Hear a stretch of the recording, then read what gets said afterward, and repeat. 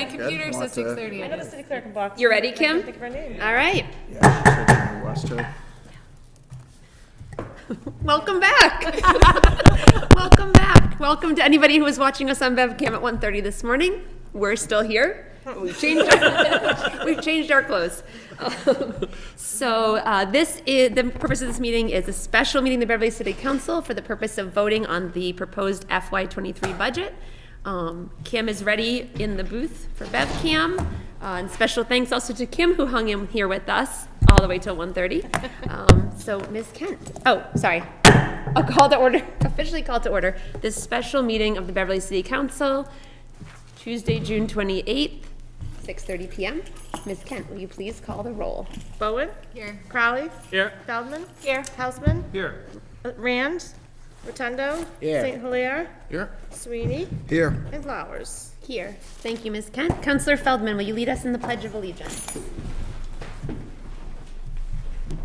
I pledge allegiance to the flag of the United States of America and to the republic for which it stands, one nation, under God, indivisible, with liberty and justice for all. Thank you very much, Councillor Feldman. Before we begin, I just want to take a moment to acknowledge a few other folks who are in the room with us tonight. We have the Beverly Public Schools Finance Director, Jean Sherburne, here with us. Ward 1 School Committee member and Beverly School Committee President Rachel Abel is here with us. Thank you to both of you for being here. We also have City Finance Director Brian Ailes here with us, or back here with us from last night, and also our City Council Budget Analyst, Mr. Jerry Perry. Thank you to all of you for joining us. So tonight, as counselors who have done this before, veteran counselors know, and newer counselors are doing for the first time, the purposes of this meeting is for us to vote on the proposed FY23 budget. As chair, it's my intention that we will vote on this budget tonight. In fact, we have to. We are required to have a budget by June 30th. We have no more posted meetings with this budget on the agenda. So without a passed budget tonight, effectively the state will not allow us to go forward as if we have a budget. Mr. Perry, you could probably explain this better than I'm doing, but if you'd like to add any words here about our purpose tonight. Good evening, everybody. Good to see everybody bright-eyed and bushy-tailed tonight. Madam President, a couple of comments maybe before you get going. First, tonight when you take your budgets, Finance Director was kind enough, as he traditionally does, to put this, what I call an appropriation sheet together. This is what the document you're going to work off of tonight. I have reviewed it, and I can tell you that all the numbers reconcile and tie into the budget, so the numbers are accurate. So you can take comfort in that. So I wanted to tell you that. But this is what you're going to work off of tonight. With regard to the Council President's commentaries, a couple of things you should know. She is correct. Under Chapter 44, Section 31 of the General Laws of the Commonwealth, no municipality can spend in what is known as excess of appropriation. So if you have no appropriation for the next fiscal year's budget, the city literally shuts down, and that would begin at Friday morning at 12:01 a.m., and you would not be able to pay police officers, firefighters who are certainly on duty getting paid at that time. So it is incumbent upon you to pass a budget tonight. Many appropriating bodies throughout the Commonwealth, a lot of them start in March and vote in March. We are one of the late ones. It's just the custom of this community. I was always a little tad nervous. We get near the tail end of the month of June. I've seen a couple of communities get in trouble that way, but we have always gotten through it and made it happen. So as your budget and management analyst, consistent with what the Council President just articulated, it is my strong recommendation that you pass something tonight, whatever it is you deem appropriate. And I will reiterate, you do have a balanced budget, as far as I'm concerned anyways. The last thing I would share, and I had the opportunity to discuss this with the Council President, every community has its own customs and traditions and how they vote budgets. This municipality has a custom of being very deliberative, which is fine. You have all those hearings that all the department heads come to you, and it's all public. It's on the TVs. It's pretty, pretty transparent, in my opinion, anyways. You get reports from me. You get advice from the finance director, et cetera, et cetera. What I would also say to you, though, is hopefully you've come tonight ready to make decisions. I don't know how much more we can answer any more questions for you all, but the council president, using parliamentary procedure, Robert's Rules of Order, and certainly her prerogative, certainly does not necessarily have to do the way her predecessor does it, but there are other opportunities. I commend Chairman Scott Hausman last week when he took a different approach to passing his committee budget and did it properly, in my view, and was able to do it in a more efficient and effective manner. So you have that opportunity, if you so desire, to do that tonight, consistent with whatever the council president determines. Having said that, Madam President, I wish you well. We're here to answer your questions, and good luck. Thank you. I was really going along in a positive fashion until I wish you well and good luck, which felt a little dire. Thank you, Mr. Perry. So as Mr. Perry said, for some of us who are veteran counselors, we are used to sort of one way of doing this. I'm going to propose that we do this a little differently than what we might be used to, although not too dissimilar, I think, from the way that, very dramatic, Councilor Hausman. Not very dissimilar from the way that members of Finance and Property worked through that process the other night. So to begin, as Mr. Perry alluded to, we have had a process where we've had multiple budget hearings, have had opportunities to ask department heads questions and try to get our questions answered.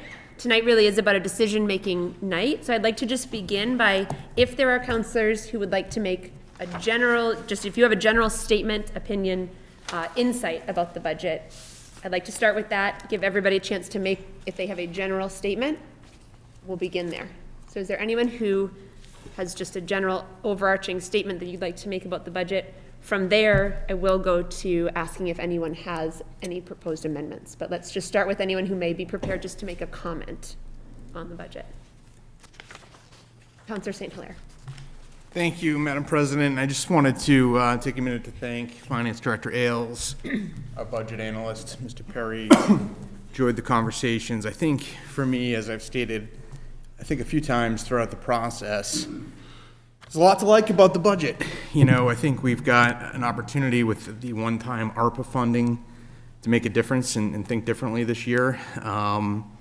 We've got inflation, dramatic increases to basic goods, impacting all of our residents. You know, last year I supported the decision you all made to not go to the maximum levy, and I think that was a wise decision. We've got home values increasing. This is hitting residents. I hear from seniors who are in their homes and have a hard time paying their bills. But, you know, like I said, with that said, there's lots of good stuff in here, right? It's a $150 million budget. It's a $6 million increase over last year, 4.4% increase. The schools go up 6%.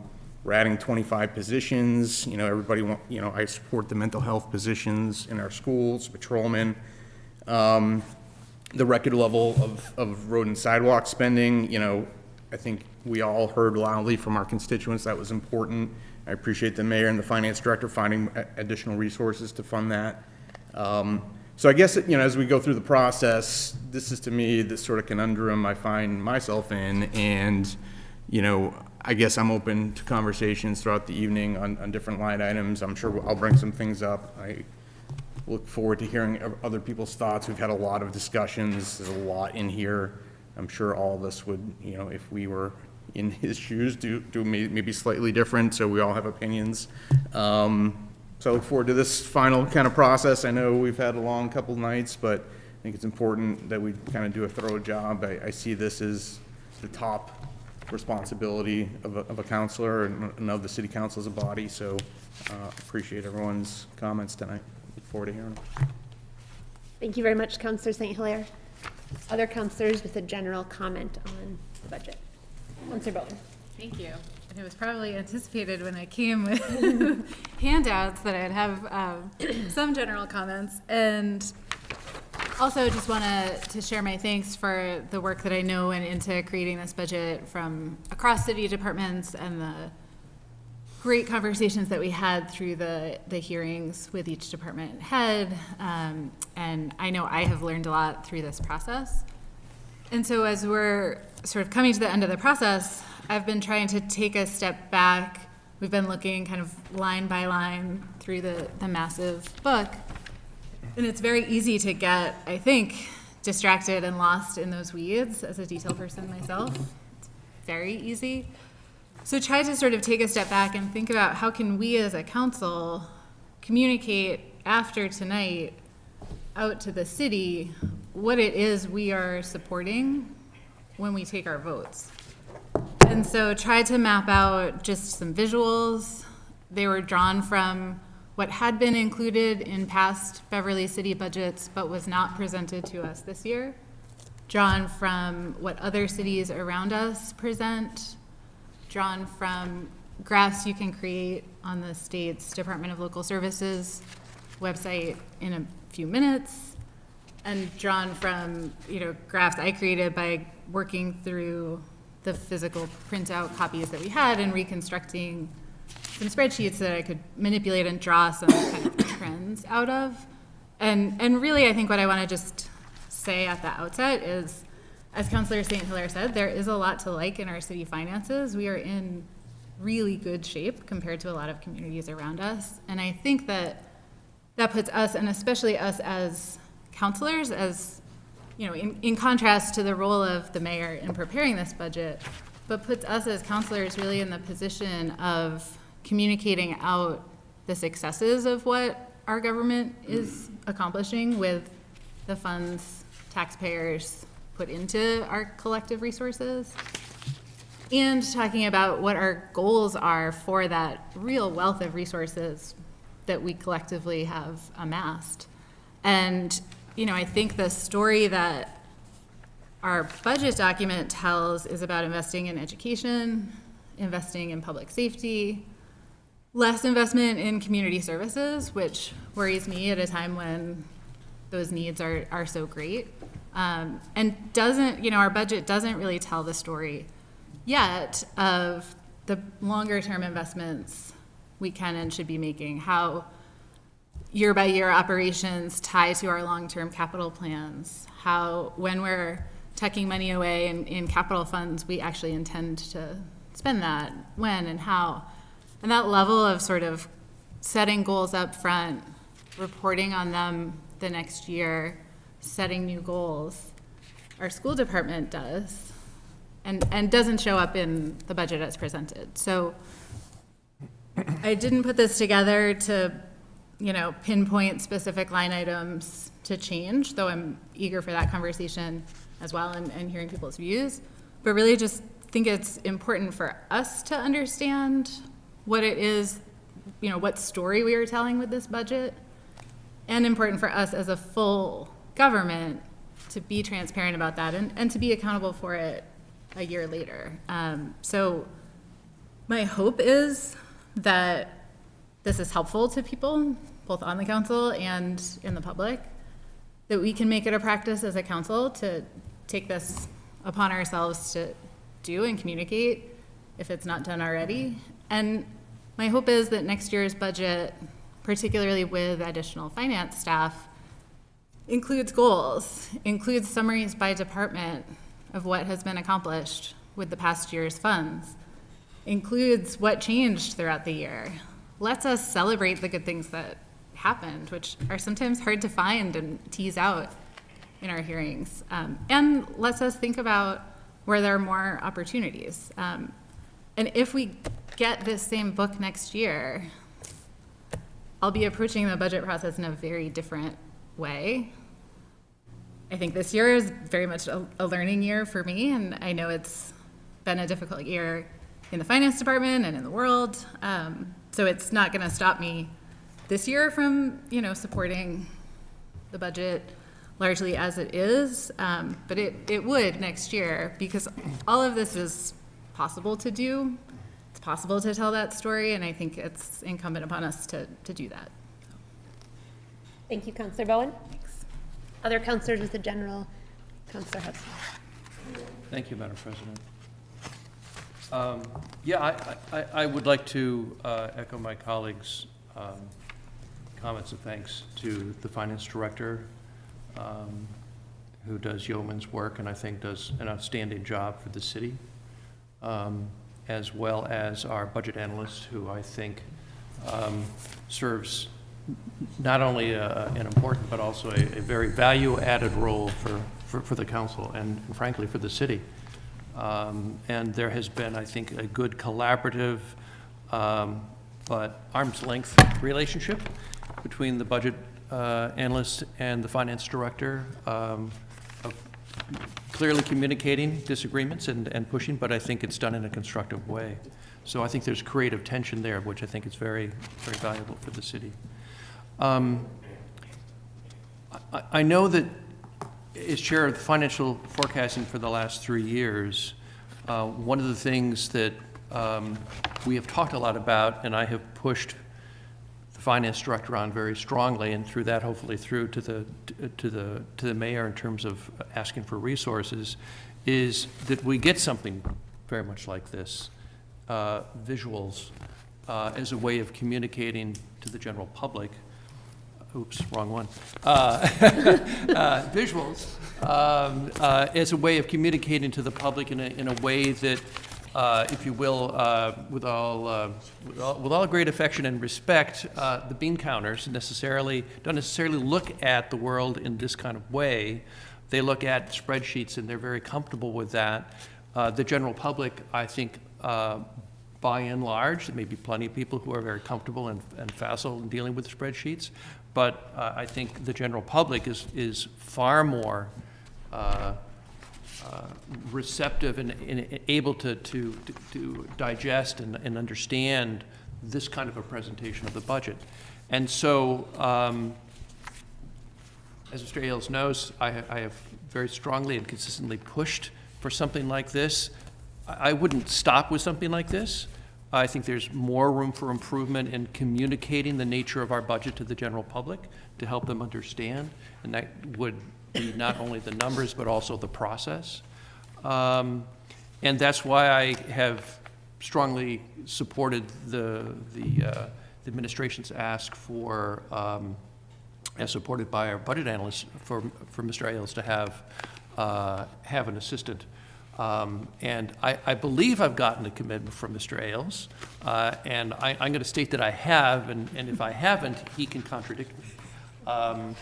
I believe I've gotten a commitment from Mr. Ailes that with the addition of a finance director assistant, that we will end up getting a presentation of the budget, and I take Councilor Bowen's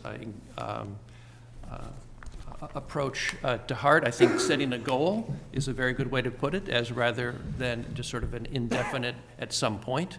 Set a goal that by next year, when we have the budget, that we will have, whether it's software through Tyler Technologies or some other fashion, or simply what I suspect Councilor Bowen did, which is probably just take Excel spreadsheet and go to it, that we will for the council and for the general public, produce not only spreadsheets, but also a more visual approach to communicating our budget. So I think that one difference I have between what Councilor Bowen said and sort of my approach is that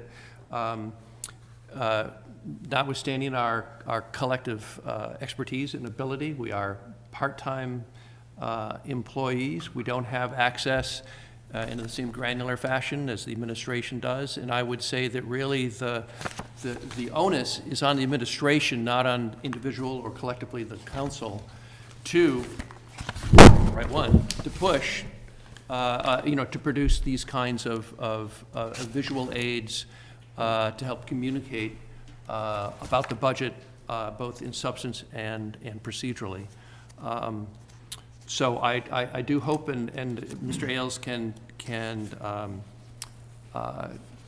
take the podium and tell me if I'm wrong, but I think I have a commitment from him that a year from now we will have something like this, and it'll be on the website as well as we added someone new to the IT department. So I think we have set the table with resources to enable that to happen.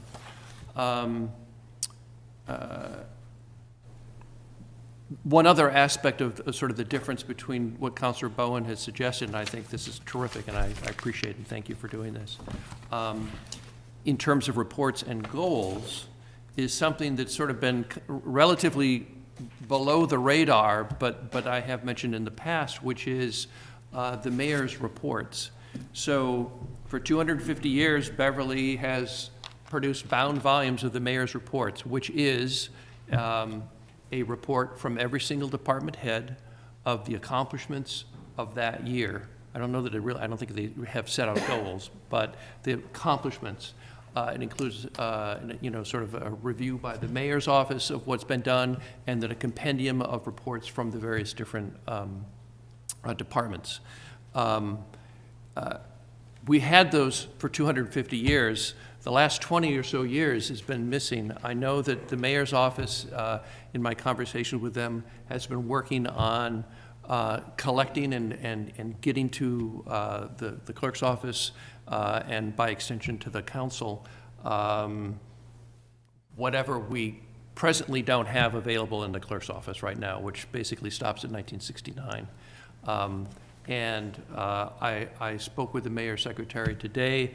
I understand there are PDFs of those mayor's reports, which are going to be transmitted to the clerk's office for a certain number of years. I'm looking forward to seeing those. I think it provides a benefit of hopefully not only bound volumes, because this is not only a useful document for us, but it's also Beverly's history recorded over time, but also for the general public. And to have it in electronic form allows folks to online search by terms to see, to do research, if they will, or to dig in a more transparent way to the functioning of city government.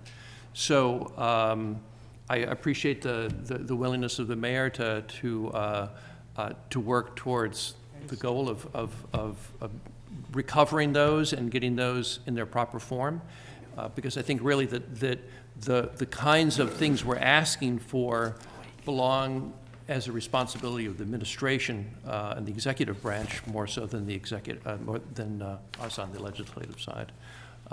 But this is a great conversation. I appreciate sort of the dialogue on the subject. So thank you very much, Madam President. Thank you, Councillor Hausman. Councillors, anyone else with a general statement on the budget that you'd like to make? While we were sharing some of those just general overview statements, I do notice that His Honor the Mayor joined us. Mr. Mayor, thank you for joining us. I don't know if there was anything that you wanted to have an opportunity to say at this time. Mr. Ailes, I don't know if there's anything that you wanted to have. Okay. All right. So what I'd like to, Councillor Bowen. If I may, just to give credit as well to the mayor's constituent services director, who I believe is working on some graphics to share through social media, and I know she's been doing a great job. The office has been doing a good job of increasing those communications.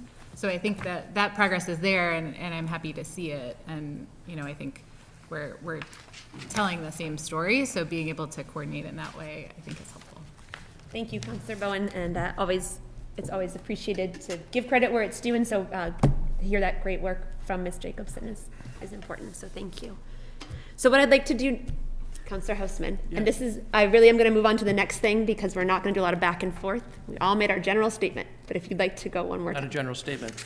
Not all councilors may have a copy of this, and I want to make sure that for those who want them, that they do. I know this was handed out as part of the vote when Finance and Property went through the budget. We have additional copies of this. Do we have any extra copies of this? I think that was more for the chairs. Than for the honestly. I'm sorry, I didn't hear you. It was for the chair. Is it possible for us to get some copies? Yeah. You want me to go against them? Yes, please. Thank you, Ms. Dixon. So what I'd like to do is just hear from councilors if there is an area of the budget that people have come, they would like to make an amendment to. So this is not to make any amendments, but I'd like to just sort of figure out where we're at. If there are specific areas of the budget, get a list together, and then we'll go back through those. So are there councilors who have come with the intention of making any amendments on a certain section of the budget? Councillor Feldman. There was one in the Parks and Rec, in the Recreation Department budget. There was discussion of, and I'm not sure where we landed on being able to find $15,000 to put into Parks and Rec to fund next year's CIT program without a counselor fee. I spoke with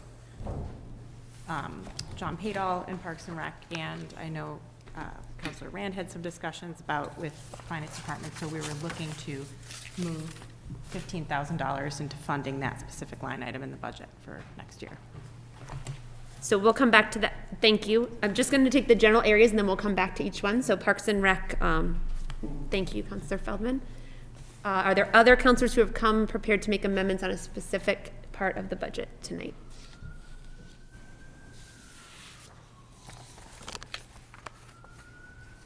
Okay.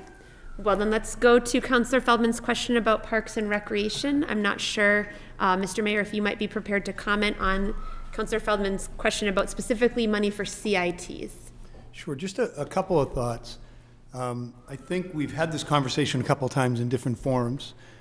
In hearing from Mr. Doig, the Community Services Director and Park and Recreation Director, the rationale behind the fees is what it has been for some number of years, that it's a modest fee, it's a buy-in for the program. They scholarship and they announce and advertise that there are scholarships available for anybody who needs them. And yet, we can certainly engage in this conversation going forward. I think the CIP program is already up and running, as we're in our playground and parks programs. This may be a conversation that we want to take on in looking at next year's budget. You know, in that it's already, the program's already in place for now. Right. So this budget, though, that we're voting on would be for next Well, program's budget. what I'm saying is that the CITs are all in place. Right. As they have historically, anybody who would be interested, who needs a scholarship, is made aware of that up front. In order to change this policy, I think, you know, it's not a given that it should change. I think it's worth more conversation, but if it were to change, the program's up and running for this summer, which is the budget you're passing. So I'm not sure you need to do anything differently. Well, but to that effect, if we were talking about the budget for FY23, wouldn't that be for the program that is up and running, will be up and running as of June 30th next year, because it starts prior to July 1st. So we'd be having this discussion next year about 2024. Well, I guess the point is that they're running the program this summer the way they've run it Right. in recent years. And it's not an agreed upon decision amongst us that they should be running it differently. I'm happy to engage in that with you, but with Mr. Doig and Mr. Padall and Mrs. Ruel-Kursker, since she ran that program for a number of years, and Mr. Ailes, going forward as we look ahead. But the program for now is already in place. I definitely understand that. I just, in terms of moving it forward for next year, that's what it would be in place for next year if we put this on the budget for July 1st, because then it would be in place for the upcoming summer. Well, I mean, this is an operating budget, and those fees go into the enterprise fund, Rec Department Enterprise Fund, correct? So, and anyway, let me yield to Mr. Ailes, because I think as you're looking at the details of where this flows. To clarify for what's before you this evening, there are the costs associated with running that program next year built into the budget. So any decision to possibly forego revenue isn't going to have an effect on the expenditure side of the equation, which ultimately is what's before you this evening.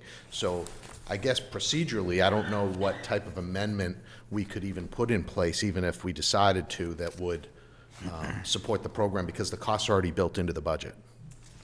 Right, so I guess it was to fund basically the revenue that was associated with the buy-in, because I did have a lengthy discussion with John Padall about this, and I was told that a lot of it was for, you know, their shirts and the training and the dinner but we were given the number of, it was about $5,000 in revenue, and with even 10,000, it would be not only funded without them having to have that contribution fee, but also be able to provide those shirts and the dinner.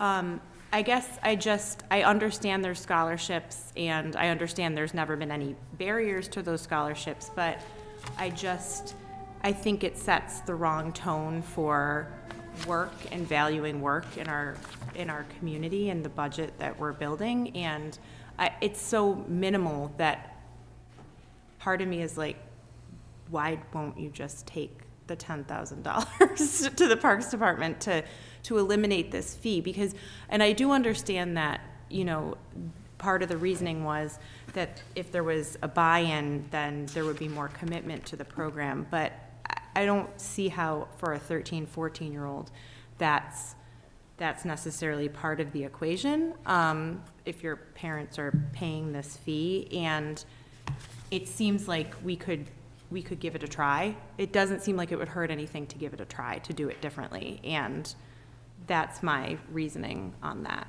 So in that case, I would suggest supporting the budget as it is, keeps those costs in there, and it would not foreclose the ability to make that decision as we go through the fiscal year leading into next season, where we would have to make those decisions in the early spring or whenever that enrollment period is. But any amendments to the spending side of the budget, which is what this council has at their discretion, would actually reduce the ability to spend any funds and support that program. So my suggestion would be that leave the budget where it is for now, because the funding is built in there, and then we'll engage in conversation going forward that the mayor committed to with other stakeholders. Councilor Rand. Thank you.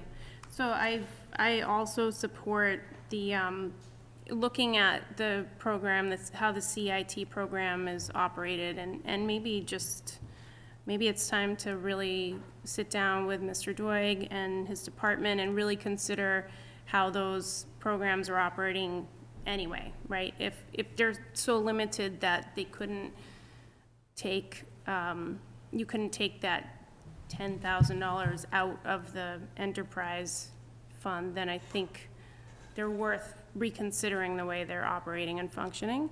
I guess one of the other options, other than just sort of making the request during budget season to say, hey, we'd like to see this as a matter of DEI work, is to, and please correct me if I'm wrong, but we could also reduce the youth programming enterprise line by $10,000 or $15,000. Is that?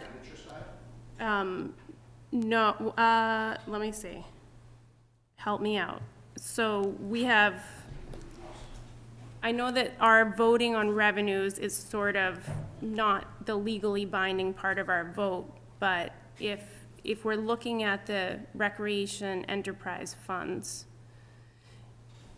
can we reduce that amount, the amount of the revenues that come in? Right. Do you want to? Mr. Perry. Back again. Couple comments. I have looked at this, Counselor. I know both of you are interested in this. This is not a budgetary issue, it's a policy issue. Within the existing appropriations as proposed by His Honor the Mayor, they have the capacity to achieve what you're attempting to do, including like next May and June, and I get your point, Councilor Feldman, next year's budget is May and June when they kick it off.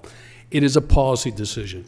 The funding is capable to do there. If you start, all you can really do by law, and we've discussed this on several occasions, is reduce an expenditure. You have no authority in any capacity to reduce revenues. You just don't. You can take the vote, but it's a meaningless vote. They're just going to raise the fees as they've articulated. And we've discussed this. So as your budget analyst, I understand what the two of you are attempting to do.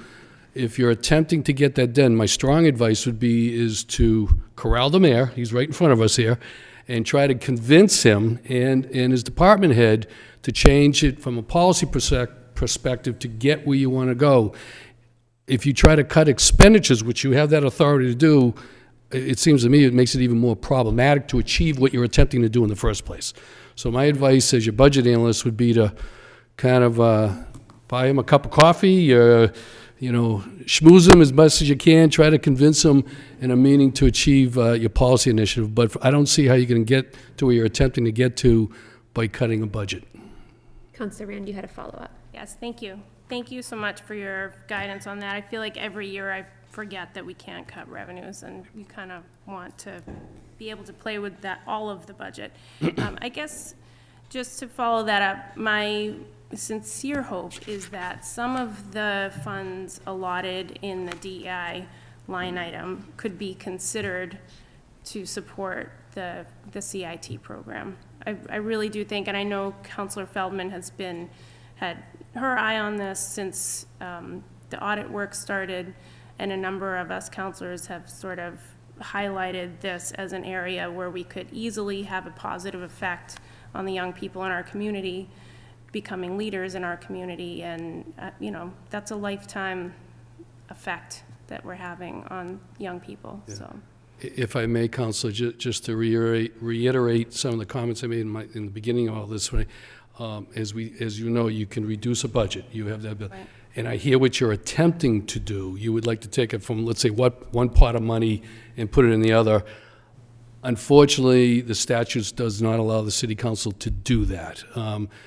You would have to convince the mayor to file an amended budget to do that, and you begin a whole process, and we already discussed tonight's the night you have to do what you got to do, So, again, I get back to, I urge you, I'm more than happy to be a party to this if I can be of assistance to the two of you, to meet with the mayor, meet with the money is there to achieve what you want to do. You should know that. It's just a question of whether they change their policy. I agree, and I know we can't take funds from one pool and put it in another pool, but I guess what I'm saying publicly is that funding the CIT program differently is DEI work. So I'm just saying that publicly and hoping that I get to work with the mayor and Mr. Doig on that in the next couple of months. Thank you, Councilor Rand. Yep. Mr. Mayor. Madam President, thank you. So, councilors, I know this isn't satisfying, right? And I'm hearing what you're saying. Councilor Rand, you're drawing a direct link between a lack of diversity in the CIT ranks and the fee. And I will tell you that the rec department, the HR department, with the help of the school department, has worked incredibly hard the last couple of years to try to, build more diversity into the CIT ranks. They're finding it's harder to get CITs, at all, more so than in past years. I'm more than happy to sit with you and look through all this, because I hear that you have that concern. I have concerns that we need to find ways to get more of all of our kids involved. And I agree that we have progress we need to make quickly with our youth on getting more diverse participation in all that we offer. So I'm not convinced of the direct link with the fee, but as I said, I'm happy for us to sit and try to work through that together in a forum that's easier to do so than here. Because, for example, we're having this conversation again now. We need to have it with any of you who want to, and our full leadership staff from the rec department and us. I think it's been had in pieces to date. So, does that make sense? Sounds like a plan. Okay, all right, thanks. Thank you. I know a few other councilors have been waiting, so that's Councilor Husband. Do you have comments? Yeah, I'll try to be brief. Most of what I was going to say in one fashion or another has already been said. The only thing that perhaps is worth maybe adding is that I have a passion for agency for the city council. By charter, we are a weak body relative to the administration. So I want to support my fellow councilors in their effort to engage in the administration on this. I don't have and did not have kids in the CIT program, so I know not much about it. But the conversation I think is important one.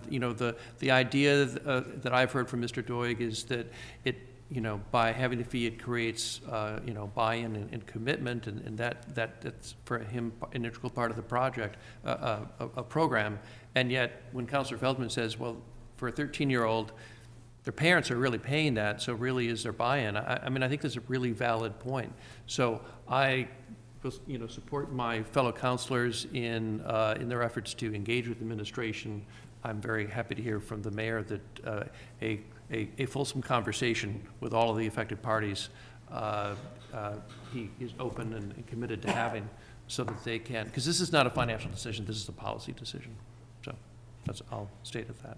Thank you, Councillor Houseman. Councillor Bowen, do you have something on this? Thank you. Yes, just to build on what's been said already, this is not a new request. It was discussed at budget time last year, and I know it was raised in the preliminary budget conversations that we had as a council, and I appreciate Councillor Houseman convening those discussions so that we could lay out some priorities far enough in advance for the administration and relevant departments to consider them and decide actively whether or not to include them in the budget. So to me, and based on Mr. Perry's analysis, that there are sufficient dollars in the Parks and Rec department to try a pretty well-established strategy for increasing racial diversity, socioeconomic diversity in this sort of program. There's a lot of research on internships. Most places won't offer unpaid internships anymore because of the really stark difference in outcomes. If you think of it sort of drawing on the same body of evidence, then this is not a new idea. It's not an out-of-the-box idea. It's a pretty baseline idea. And what I'm hearing is that there is money to do it and an active choice not to even try it. So to me, that says there's $15,000 in the Parks and Rec budget that is going to something that is a lower priority to me than this program. And I hadn't come in intending to propose a cut like that, but it's true we can't cut revenues in a meaningful way, but we can certainly signal that we think there's wasteful spending if it's not going to the highest priority that the people we represent have articulated. So I would just frame the conversation slightly differently, that I agree that those sorts of policy decisions should involve the department heads. That's why we asked the department head in the public hearing about this idea and got a number from him about what it would cost, and hearing that that number exists within the budget and that no further plans have been made since then, let alone any plans being made between when we started having these conversations earlier in the spring and when the budget was prepared, let alone any changes between when it was discussed last year and pushed off towards future conversation. It says to me that despite the work in the racial equity audit and the calls from across the community to try this in this one area, that's been a choice not to proceed with that. Thank you, Councillor Bowen. Councillor Feldman, let's go back to you. Thank you. Very quickly, I do truly appreciate all of the effort, the outreach and everything, the work that has been done to date in terms of equity and inclusion and recruiting CITs. And I think I am not saying that I can say that removing this barrier, that even if you look at evidence, that it will do necessarily anything to make headway into that. We can't, I don't have a crystal ball, I can't make any promises.